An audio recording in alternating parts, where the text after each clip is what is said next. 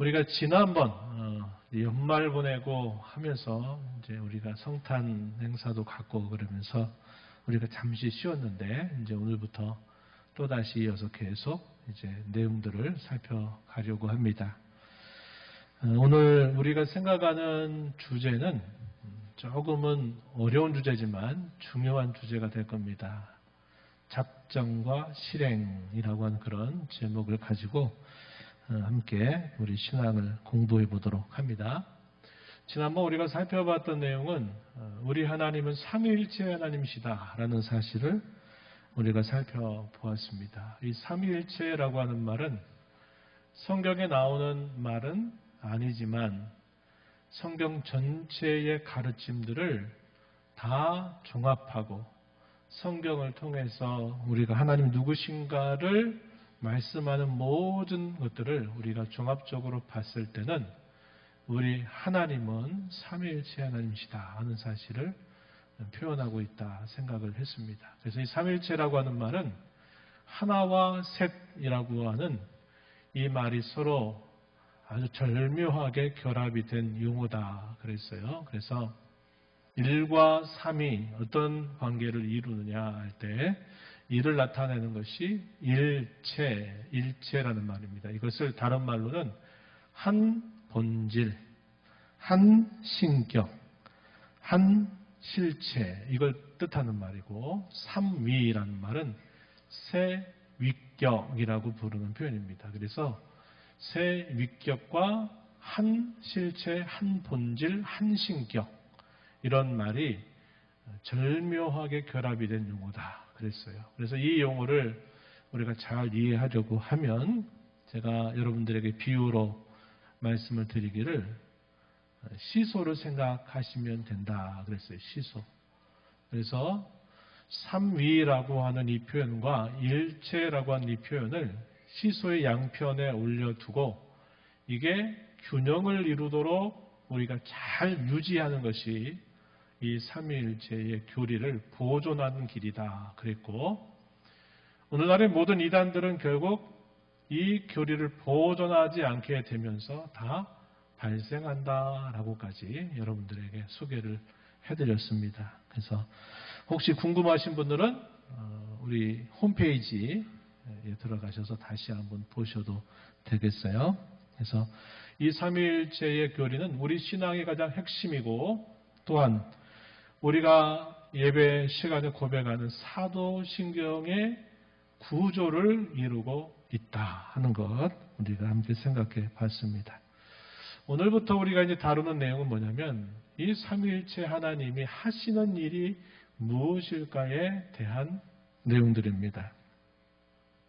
우리가 어떤 일들을 하고자 할 때는 그 일들이 과연 타당하냐 혹은 그 일이 과연 실행할 수 있는 일이냐 타당성을 생각하고 실현 가능성을 생각하고 난 다음에 그럼 한번 해보자 이런 생각을 하고서는 계획을 잡는 겁니다.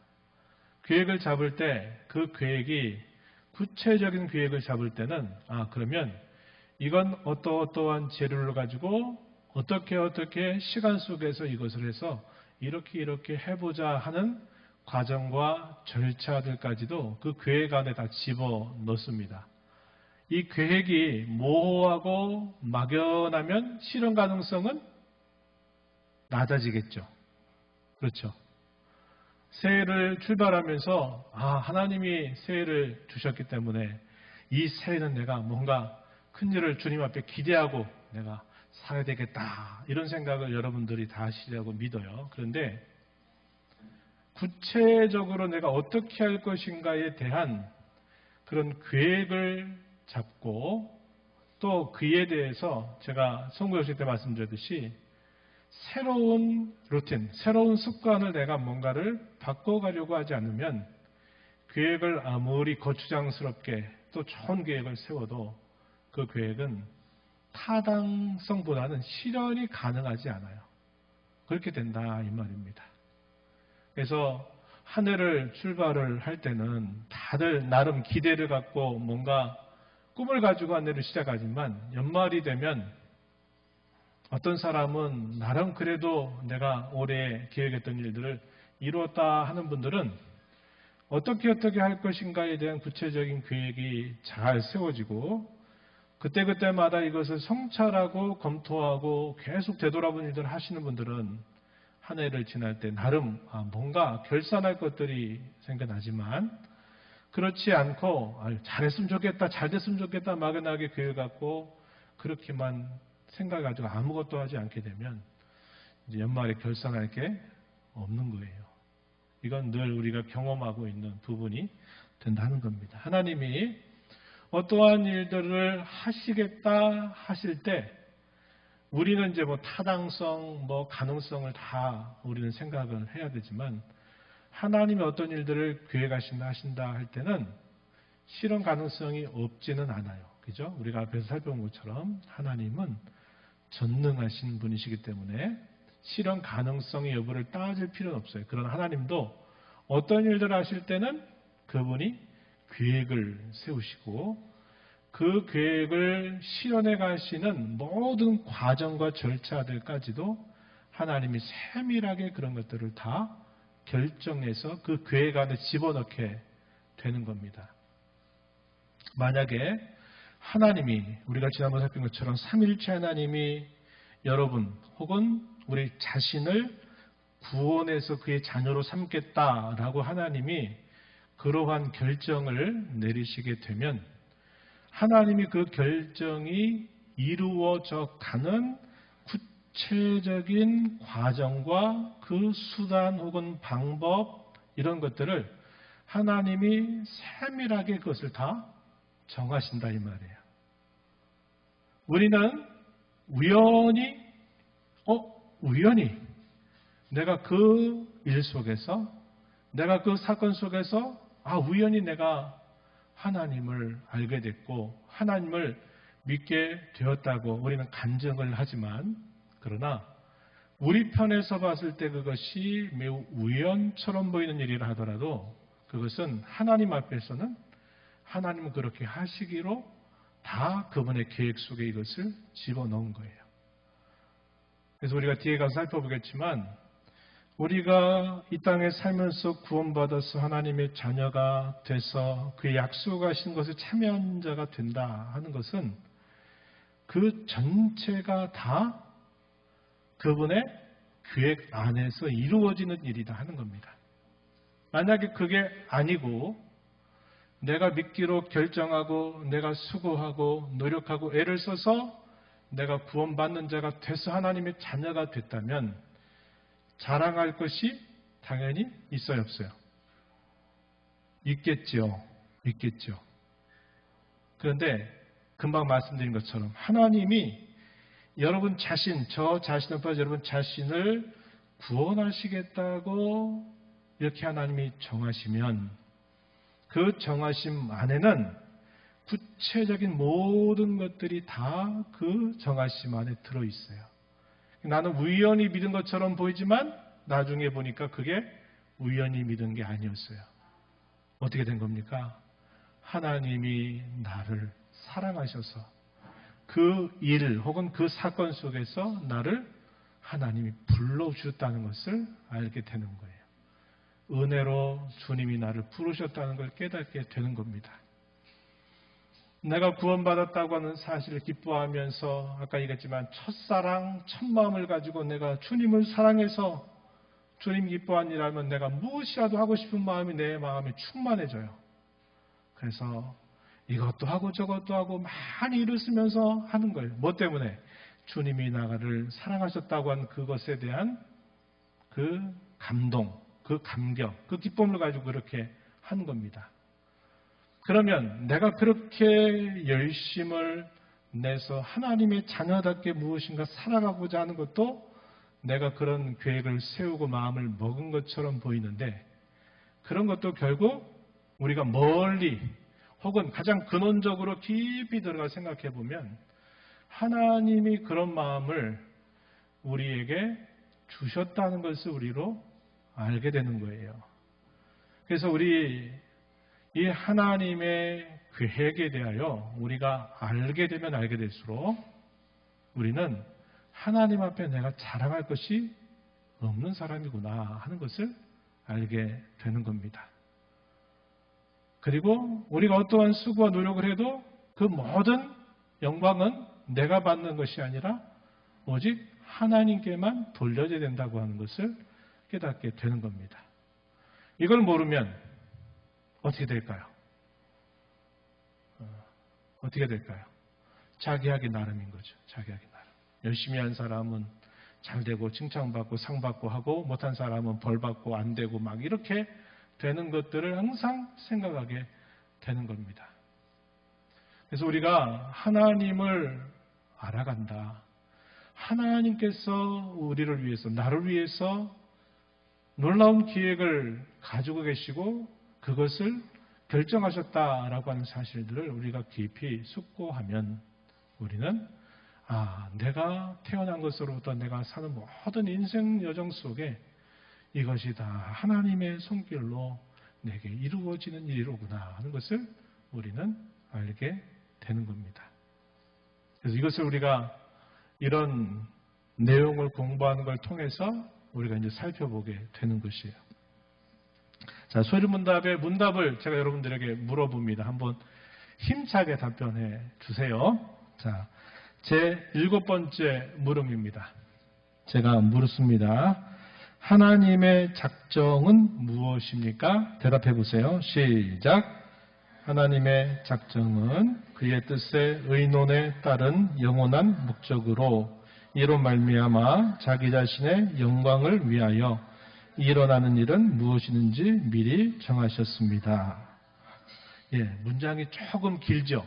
왜냐하면 이에 대해서 성경이 말하고 있는 바가 너무나 많은데 이 많은 것을 간단하게 정리하려고 하지만 이게 그냥 단 한마디로 끝내기에는 그 성경의 많은 가르침을 다 담아낼 수가 없는 거예요. 그러니까 조금 길게 그러나 명료하게 답변을 줬어요. 다시 한번 보세요.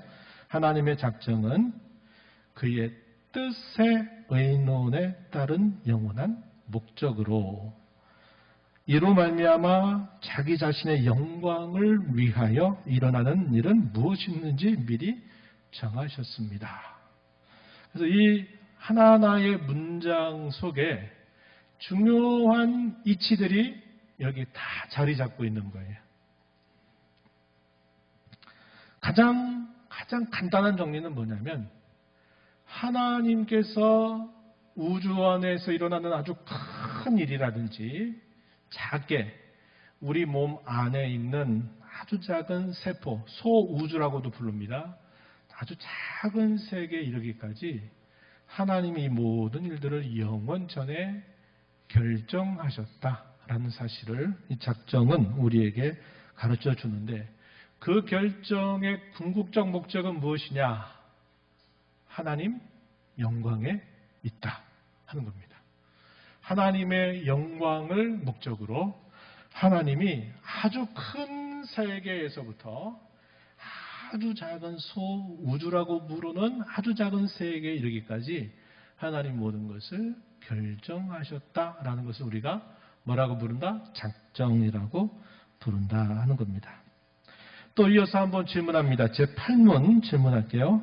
또 답변해 주시기 바라요. 하나님은 자신의 작정을 어떻게 실행하십니까? 답해 주세요. 시작. 하나님은 자신의 작정을 창조와 섭리의 사역에서 실행하십니다. 예. 아까 제가 말씀드렸어요. 어떠한 일들을 미리 결정할 때는 막연한 게 아니라 그 일이 이루어지도록 하는 구체적이고 세밀한 모든 그 과정과 절차들을 다 그 결정 안에 집어넣게 되는 거예요.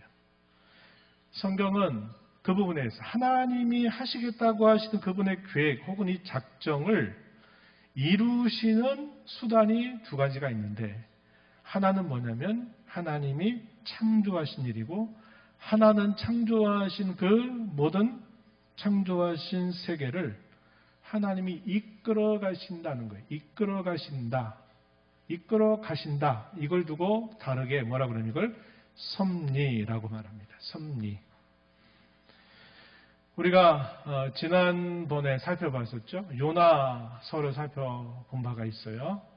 요나의 영적 순례라는 제목으로 우리 집사님도 기도해 주셨는데, 요나가 물에 빠져들게 됐을 때 골든타임을 놓치면 죽어요. 그 흉룡하게 뛰노는 그 바다로 뛰어들면 아무리 수영자는 사람도 못 살아요. 골든타임입니다. 근데 하나님 어떻게 하셨어요? 마침 뭐를 예비하셔요? 큰 물고기를 예비하시죠. 그리고 이 요나가 니느웨로 가가지고 억지로 순종을 했어요. 그런데 니느웨 왕과 백성들이 그야말로 전면적인 철저한 회개운동이 일어나면서 하나님의 진노가 그치게 되죠. 요나는 괘씸한 마음이었던 것 같아요. 거기에다가 한쪽에다가 초막을 짓고서 하나님 어떻게 하시나 한번 보자 그래가지고 초막을 짓고 기다려요. 근데 하나님 어떻게 하셨어요? 박넝끌 사건이라고 그랬죠? 박넝끌을 예비하셨어요. 예비. 해가지고 박넝끌이 자라니까 그 뜨거운 햇살로부터 자기 그 뜨거운 머리를 이렇게 덮어주니까 그게 얼마나 좋은지 몰라요. 그렇게 기뻐해요. 근데 하나님이 또 그 다음에 뭐를 예비하셨어요? 벌레. 벌레를 예비하셨어요. 그 벌레가 박넝쿨을 갉아먹었더니 막 거기에다가 뜨거운 막 동풍을 불게 하셨어요. 그러니까 막 바람은 뜨거운 게 불어오지 머리는 햇볕에 쫙 쬐니까 정신이 혼매가지고 나 죽고 싶다고 하나님 데려가 주세요. 이렇게 또 하는 요나의 모습이 나오잖아요. 그 표현들을 보면 하나님이 예비하사 이걸 뭐라고 그러냐면 우리 다른 말로 섭리라고 하는 겁니다. 이 섭리라고 하는 말은 공급한다라는 말이 있어요. 공급한다. 그러니까 어떤 일이 이루어지도록 계속 무엇인가를 공급하는 거예요. 우리가 하루 일을 하기 위해서 우리의 몸에 뭐가 공급돼야 됩니까? 먹는 게 공급돼야 될 거 아니에요. 에너지를 공급받아야 하루 일을 할 거 아니에요. 하루 일을 하기 위해서 우리는 뭐가 해야 돼요? 하루 종일 수고한 사람은 밤이 되면 또 그 수고를 풀고 다음 날의 수고를 또 감당하기 위해서 잠을 자야 돼요. 그죠? 우리에게 필요한 게 있어요. 그 필요한 걸 공급해 준다라는 말이 섭리라고 하는 말에 있는 거예요. 하나님이 어떤 일이 그분의 계획과 뜻대로 되게 하기 위해서 계속 무엇인가를 준비하고 예비하고 공급해 주시는 일, 이걸 우리가 다르게는 섭리다 이렇게 부르는 거예요. 그래서 하나님이 이런 작정을 이루시는 두 가지의 큰 수단은 하나님이 창조하시고 섭리하시는 거다 하는 것을 말해주는 겁니다. 예배당을 건축할 때도 마찬가지죠. 예배당을 건축할 때도 설계도가 있고 그 설계도에 따른 시공자들이 있죠. 시공해서 완공을 했어요. 그리고 완공하고 그대로 내버려 두면 예배당의 기능을 할까요? 못할까요? 못하죠. 어떻게 합니까? 잘 시공이 된 예배당에서 예배도 하고 신앙교육도 하고 교제도 하고 식사도 하고 전도도 하고 하는 일들을 계속해야 이게 예배당다운 일을 하는 거잖아요. 저놓고 예배도 안 하고 그냥 빈자리로 그대로 내버려두면 여기가 다 결국 망가지고 못쓴 건물이 되고 말 거예요. 마찬가지입니다. 하나님이 지으신 모든 세계는 하나님 창조하신 일은 마치 설계도에 따른 시공을 하신 거고 시공하신 이것을 계속 관리하시는 것이 또 하나는 하나님이 섭리하신다라고도 말하는 것입니다. 그래서 하나님의 작정은 창조와 섭리로 이루신다 이렇게 말하는 겁니다. 작정은 일어날 일들에 대한 계획을 세우는데 그때그때 수정하는 우리와 다르게 하나님은 완전하신 분이어서 그 계획을 언제 세우느냐? 성경은 가르치기를 영원 전부터 하나님이 그런 계획을 세우셨다고 우리에게 말해줍니다. 우리하고 다른 거죠. 그래서 영원 전에 세우셨는데 그 세우시는 질서가 어떻게 표현됐냐? 에베소서 1장 11절 말씀을 좀 눈여겨볼 필요가 있어요. 중요한 구절입니다. 제가 가로에다가 우리 여러분이 보시는 그 번역 안에 표현되지 않은 말을 제가 일부러 표현했어요. 한번 보시죠. 에베소 1장 11절 말씀. 모든 일을 만사를 이 말입니다. 만사를 그의 뜻의 결정이라고 되어 있는데 정확한 말은 의논입니다. 의논. 성부와 성자와 성령 하나님 세 위격 사이의 의논대로 일하시는 이의 계획. 이 계획을 다른 말로 작정이라고 말하는 거예요. 작정을 따라 우리가 예정을 입어 그 안에서 기업이 되었다. 이렇게 말합니다. 그래서 이 말씀을 곱씹어 보면 하나님의 그 모든 작정의 가장 근본적인 시작점은 어디에 있느냐? 하나님의 뜻에 있다.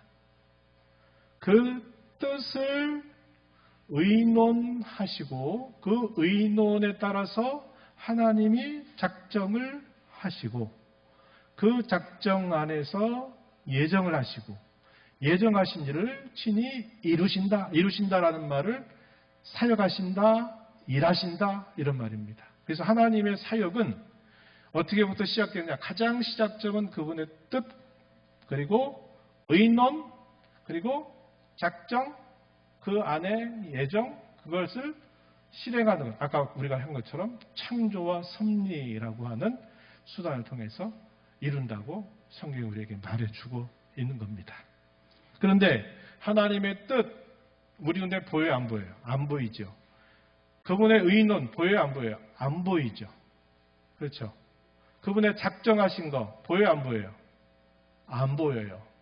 그래서 우리가 이걸 뭐라고 말하냐면 하나님의 하신 일 가운데 우리의 눈에 보이지 않는다. 그래서 이것을 뭐라고 그러냐면 하나님의 내부적 사역이다.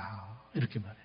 일은 일이지만 우리에게 보이지 않는다. 그래서 이것을 내부적인 사역이라 그러고 우리 눈에 보이는 건 뭐가 보일까요? 창조하신 세계는 보여요. 창조하신 세계 속에서 역사가 어떻게 흘러가고 사람이 어떻게 변해가고 하는 것도 우리 눈에 보여요. 그래서 이걸 뭐라고 그러냐면 우리 눈에 보인다. 그래서 이것을 외적인 사역이다. 이렇게 말해요. 그래서 하나님의 작정, 그분의 뜻과 의논과 작정은 하나님의 내부적인 그런 일로 우리가 이야기하고 그 다음에 창조와 섭리는 우리 눈에 보이는 일이다. 그래서 그것을 외부적인 사역이라고 말하는 겁니다. 이건 이제 여러분들 참고적으로 아시면 되겠고 시편 33편 11절 말씀에 보면 이렇게 말합니다. 여호와의 계획은 영원히 서고 그의 생각은 대대에 이르리로다. 그분의 계획이 영원히 선다. 이 말은 그분의 계획대로 이 모든 일들이 이루어진다 하는 사실을 말해줍니다. 이것은 그의 뜻이 결코 변하지 않는다 하는 사실을 우리에게 알려주는 표현이죠. 이 하나님의 작정은 크게 두 가지로 나눕니다. 하나는 일반적인 작정과 그리고 특별한 작정으로 분류를 하는데 이 하나님의 일반적인 작정에 대해서는 말 그대로 모든 일반적 이 창조세계, 피조세계라는 모든 일들에 대한 하나님의 결정을 말할 때는 이것을 일반적인 작정이다. 이렇게 말하고요. 특별히 그 중에서 천사라든지 우리 사람, 그분의 형상이 반영되어 창조함을 받은 인격적 피조물에 대한 하나님의 결정을 두고선 이걸 뭐라고 그러냐면 예정이라고 부릅니다. 예정. 그래서 이 특별한 작정 안에 예정이 들어가 있는데 그 예정의 대상은 인격적 피조물인 천사와 사람에 대한 결정입니다. 그 결정은 두 가지예요. 이중적 결정인데 하나는 선택과 유기라고 하는 결정입니다. 그래서 이걸 이중 예정이라고 이렇게 불러요. 이 사실들이 우리에게 가르쳐준 중요한 내용은 우리 구원의 깊은 원인이 아까도 말씀드렸듯이 내 자신에게 달려 있지가 않고 하나님의 이 택하심의 은혜에 달려 있다는 사실들을 우리에게 알려줌으로써 우리로 하여금 확신을 갖게 하고 우리로 하여금 하나님 앞에 겸손함을 갖게 해주는 겁니다. 왜 겸손할까요? 내가 해서 내가 성취해서 얻은 것이라면 자랑할 곳이 있고 마땅히 수고에 대한 보상을 요구할 권리가 있지만, 그러나 그것이 우리가 한 것이 아니라 하나님이 우리에게 이루어 주신 일이기 때문에 우리는 하나님 앞에 자랑할 것이 없고, 우리가 하나님 앞에 헌신하고 봉사하고 하는 이 모든 것들은 어떤 자세로 하는 겁니까? 마땅히 할 일을 한 것뿐입니다. 이런 예수님의 비유와 같이 하나님, 제가 마땅히 할 일을 한 것뿐인데 제가 무엇을 더 하나님께 요구하겠습니까? 이런 자세를 우리에게 가르쳐 주는 거예요. 이게 겸손입니다. 확신은 뭘까요? 왜 확신일까요? 너하게 달려있어. 네가 잘하면 네가 구원받고 네가 못하면 구원에서 떨어져. 라고 이렇게 말하면 열심히 하는 사람과 그렇지 않은 사람, 열심히 하는 사람이라도 자기에게 어떤 특별한 일이 생겨가지고 그 사람이 계속 침체 아래 있게 될 때 흔들려요. 내가 이래가지고 구원받을 수 있어. 나 같은 사람이 지금 내 이 꼴 이 모양으로 무슨 그런 걸 내가 확신할 수 있단 말이야. 이런 마음을 갖게 되는 거죠. 그래서 이 구원의 시작과 이 모든 일들은 우리의 손에 달려있는 게 아니라 그분의 변치 않는 약속에 달려있다라는 사실을 우리에게 가르쳐 주기 때문에 확신할 수 있는 거예요. 우리 사람은 궁극적으로 신뢰하기 힘든 대상이에요. 신뢰하기 힘들어요. 왜? 내가 원치 않아도 어떤 변화를 겪느냐에 따라서 내가 그것을 이루어줄 수 없는 상황이 일어날 수 있거든요. 그래서 사람께 신뢰를 둘 수 없어요. 그런데 우리의 신뢰는 오직 하나님께 둔다라는 사실이죠. 그것은 견고하고 튼튼하고 확실하고 변함이 없는 것이 되는 겁니다. 에베소 1장 4절과 5절 말씀을 함께 읽어보겠습니다. 함께 말씀 읽어봅니다. 시작. 곧 창세전에 그리스도 안에서 우리를 택하사 우리로 사랑 안에서 그 앞에 거룩하고 흠이 없게 하시려고 그 기쁘신 뜻대로 우리를 예정하사 예수 그리스도로 말미암아 자기 아들들이 되게 하셨으니. 아멘. 우리를 세상을 만드시기 전에 그리스도 안에서 우리를 택하사 그랬습니다.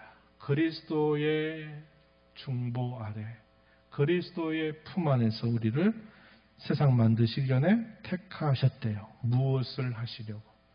우리를 하나님 앞에서 거룩하고 흠이 없는 백성이 되게 하시려고 우리를 택하셨다 말합니다.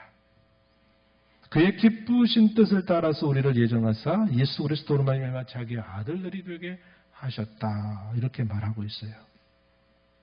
그래서 하나님이 우리를 선택하시고 구원하신 첫 번째 목적은 우리를 하나님의 모습처럼 거룩하고 흠이 없는 백성이 되게 하시려고 우리를 부르셨다는 겁니다. 그러면 궁극적인 목적은 뭘까요? 그것은 아까 우리가 살펴본 것처럼 오직 하나님께 영광이 되게 하는데 그 궁극적인 목적이 있다. 이렇게 성경은 우리에게 가르쳐 주고 있어요.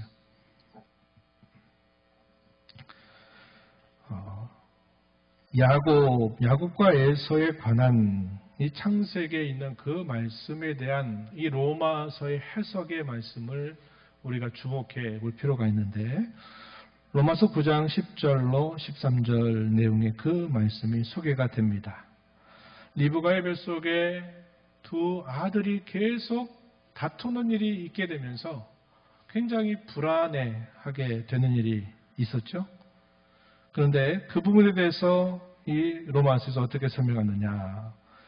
로마서 9장 11절 말씀에 보면 그 자식들이 아직 나지도 아니하고 무슨 선인 악을 행하지 아니한 때 택하심을 따라 되는 하나님의 뜻이 행위로 말미암지 않고 오직 부르신 이로 말미암아 서게 하려 하셨다. 이 표현도 조금 어려워요. 그런데 쭉 곱씹어 보면 그 말입니다.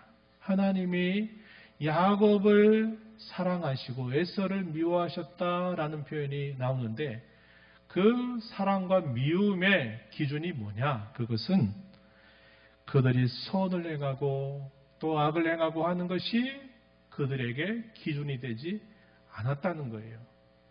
아직 태어나지도 않고 무슨 선이나 악을 행하지도 아니한 때에 하나님이 택하셨다는 겁니다.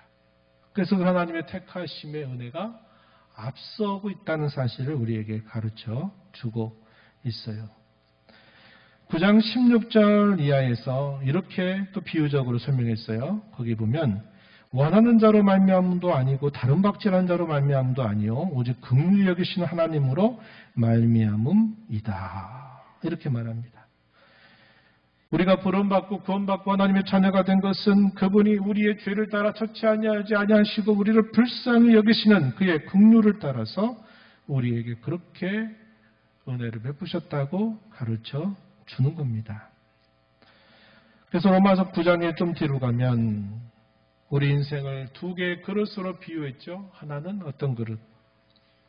진노의 그릇으로. 하나는 긍휼의 그릇으로 우리 인생을 비유했습니다. 토기장이가 그릇을 만들었는데 그릇 하나에 이런 목적을 가지고 쓰고 저런 목적을 가지고 쓸 수 있는 것은 토기장이의 고유한 권한이라는 거예요. 우리 하나님이 인생에 우리를 지으셨는데 어떤 인생이라고 하는 그릇에는 계속 하나님이 은혜와 긍휼을 계속 그 그릇 안에 담게 하시는 거예요. 어떤 그릇에는 하나님이 진노가 결국 담기도록 하시는데 그들의 죄를 따라 처치하고자 하시는 그분의 그 계획이 그대로 반영되는 인생이 있다. 이렇게 말해 주는 겁니다. 하나님의 사람들은 어떤 사람들입니까? 긍휼을 인생 가운데 늘 담고 하나님 앞에서 주시는 그 긍휼을 담고 살아가는 사람들이 우리 예수님을 믿는 사람들의 모습이다. 이렇게 우리에게 설명을 해주고 있어요. 이렇게 작정하신 하나님의 그 원인은 오직 하나님의 뜻에만 달려 있다 하는 사실을 가르쳐 주고 그 작정하신 목적은 우리가 조금 전에 읽었던 에베소 1장 5절, 4절, 5절 말씀 읽은 것처럼 우리에게 첫 번째 목적은 우리로 하여금 그분의 형상을 닮아서 흠이 없고 거룩하게 하시기 위해서 우리를 택하셨다. 그러면 궁극적인 목적이 뭐라 그랬죠? 하나님의 은혜의 영광을 찬송하게 하려는데 그 목적이 있다. 이렇게 말해주고 있다는 겁니다. 에베소서 1장 12절 말씀 좀 뒤로 가서 보면 이렇게 말합니다. 12절 말씀에 보면 이는 우리가 그리스도 안에서 전부터 바라던 그의 영광의 찬송이 되게 하려 하심이라. 이렇게 말해줍니다. 영광의 찬송이 된다. 이 말은 하나님께 영광을 돌리게 하는데 궁극적인 목적이 있다 하는 겁니다. 우리가 왜 결혼해서 가정을 이룹니까? 우리가 왜 구원받아 이렇게 주의 교회를 이룹니까? 이 궁극적인 목적은 어디 있을까요? 가까운 목적은 가정을 이루고 교회를 이루어서 뭐하도록? 우리의 옛사람의 성품이 하나님의 성품으로 닮아 변해가는 거예요. 늘 이야기하듯이 일과 사건은 다 지나가요. 그 지나간 자리에 뭐가 남아야 되느냐? 저와 여러분의 그 옛사람의 성품이 하나님의 자녀다운 성품으로 변해가는 게 남아야 돼요. 그래서 우리가 교회 생활을 잘 해야 되는 목적도 서로가 서로를 잘 빚어서 하나님의 자녀답게 우리를 이렇게 닮아가도록 우리를 서로 만들어주는 일에 그 목적이 있어요. 그럼 왜 결혼해입니까? 결혼도 마찬가지. 결혼의 목적도 하나님 우리를 기대하시는 것은 결혼해서 잘 먹고 잘 살고 자녀 많이 낳는 이런 목적보다도 더 중요한 근본적인 목적은 결혼해서 남편과 아내와 또 부모와 자녀가 하나님의 형상을 닮아가는 가족들이 되게 하시려고 하나님이 결혼하라 이렇게 우리에게 말하신 거예요.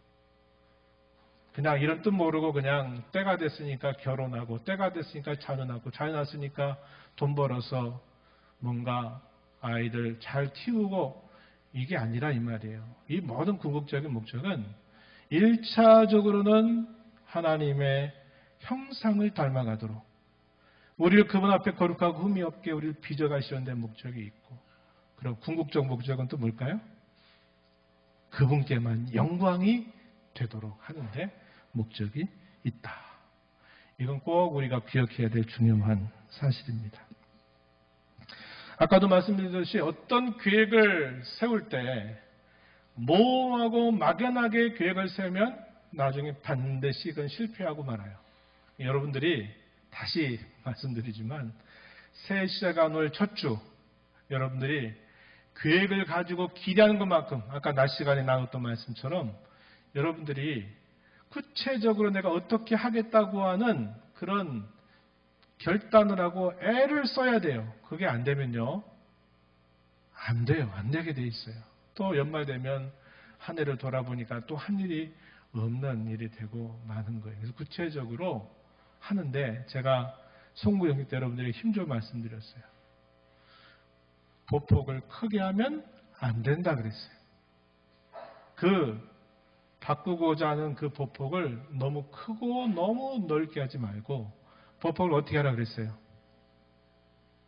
작게. 스몰 스텝이라고 그래요. 스몰 스텝.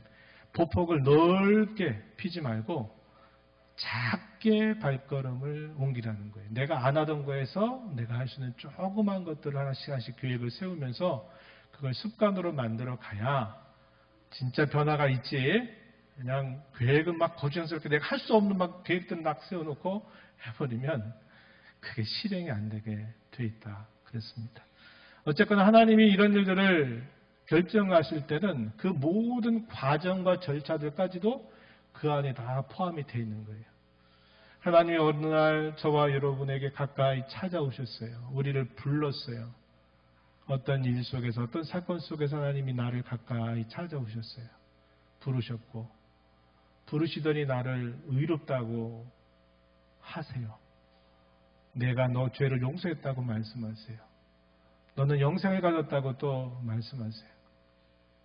의롭다 하신 그들을 영화롭게 하신다 하는 말씀. 로마서 8장 28절 쭉 주어지는 말씀.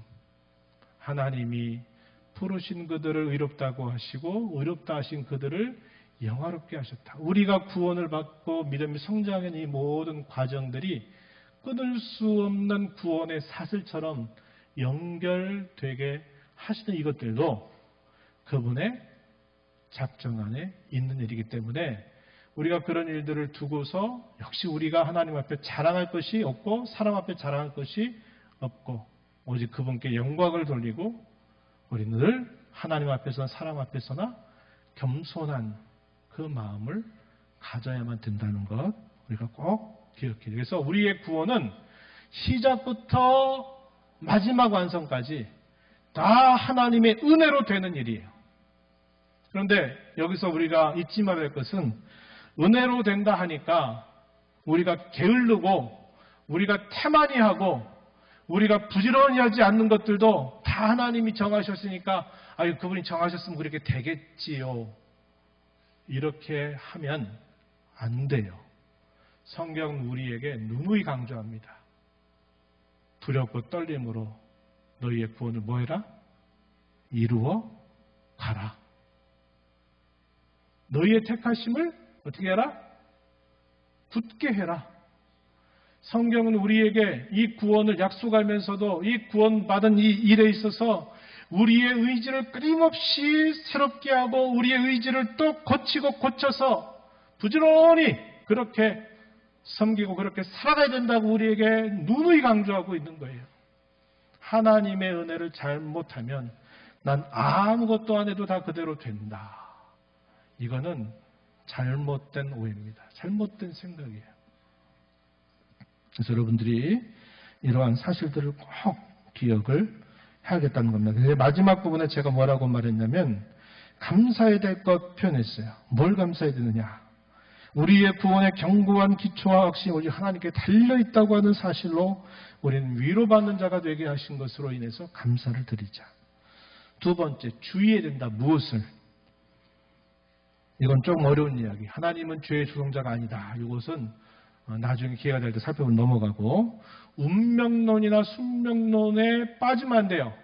팔자 타령, 우리 옛날 조상적부터 내 팔자가 이런 걸 뭐 어떻게, 그게 뭡니까? 나는 이렇게 하도록 난 이미 정해져 있는 사람이야. 이렇게 여기는 태도예요. 숙명론이나 운명론은 하나님의 작정을 대단히 오해하는 잘못된 생각이에요. 오히려 성경은 뭐라고 하면 열심히 분발해라. 열심을 내라. 우리로 하여금 두렵고 떨림으로 너희의 구원을 계속 이루어가는 일에 힘을 내라. 부지런히 주의 말씀을 읽고 그 말씀을 따라 살아라. 부지런히 기도하고 부지런히 하나님의 은혜를 구해서 열심을 내라고. 우리에게 주어진 이 한정된 시간을 그분을 위해서 중요한 것부터 먼저 순서를 정하고 중요하지 않은 것들은 좀 제껴두고 시간의 횡포에 중요하지 않은 것들에 맨날 끌려다니다가 중요한 것들을 하지 못하고 후회하지 말고 한정된 시간을 중요한 것부터 먼저 배열해서 중요한 것들을 빼앗기지 말고 그렇게 우리에게 주어진 시간을 그렇게 사용해라. 지혜 없는 자같이 살지 말고 세월을 아껴라. 이렇게 우리에게 권면하고 있다 하는 것입니다. 그래서 운명론이나 숙명론, 게으름이나 태만한 이것은 하나님 앞에 죄예요. 죄란 말이에요. 그걸 우리가 마음에 깊이 간직하면서 우리의 책임을 하나님께 돌리는 태도를 가져서는 안 돼요. 우리 할 일을 하나도 하지 않아 놓고 하나님 다 해주세요 그러면 하나님이 옳거니 그래 내가 다 해줄게. 이렇게 안 하신다 이 말이에요. 우리 할 일을 최선을 다하면서 우리가 한다고 해서 되는 일이 아니기에 하나님의 은혜를 구하고 열심을 내는 자세를 갖고 책임의식을 가져야 돼요. 오바데라고 하는 사람이 왕국을 관리하는 높은 지위에 있으니까 왕이 수하에 있으니까 얼마든지 핑계댈 수 있는 일이 있어요. 하지만 오바데가 어떻게 했다고 그랬습니까? 목숨 내걸고 뭐 했다고 그랬어요? 선지자들을 계속 굴에 숨기고 그들의 먹을 양식을 계속 공급했어요. 불의한 왕을 가장 가까이서 섬기고 있는 그 오바데라도 그 왕에 대한 자기의 본분을 하면서도 그가 하는 일은 그 왕이 죽이려고 하는 그 선지자들을 보호하고 선지자들의 먹을 것을 제공하는 일을 통해서 의를 행한 거예요. 상황이나 여러 형태를 핑계하지 않는 거예요. 이런 마음으로 우리가 하나님을 섬겨 살아가는 자세가 필요하다 하는 것 꼭 기억하고 저와 여러분이 한 해를 우리가 시작하면서 하나님의 은혜에 감사하고 또 우리가 하는 모든 일을 통해서 무엇보다도 내 모난 성품이 하나님의 성품으로 닮아가도록 기도하고 또 옆에 있는 사랑하는 성도도 여러 일과 사건 속에서 하나님의 성품을 닮아가는 열매가 맺어지도록 기도하고 권면하고 그래서 모든 그 결과가 하나님께만 영광이 되도록 살아가는 저와 여러분 되기를 바랍니다.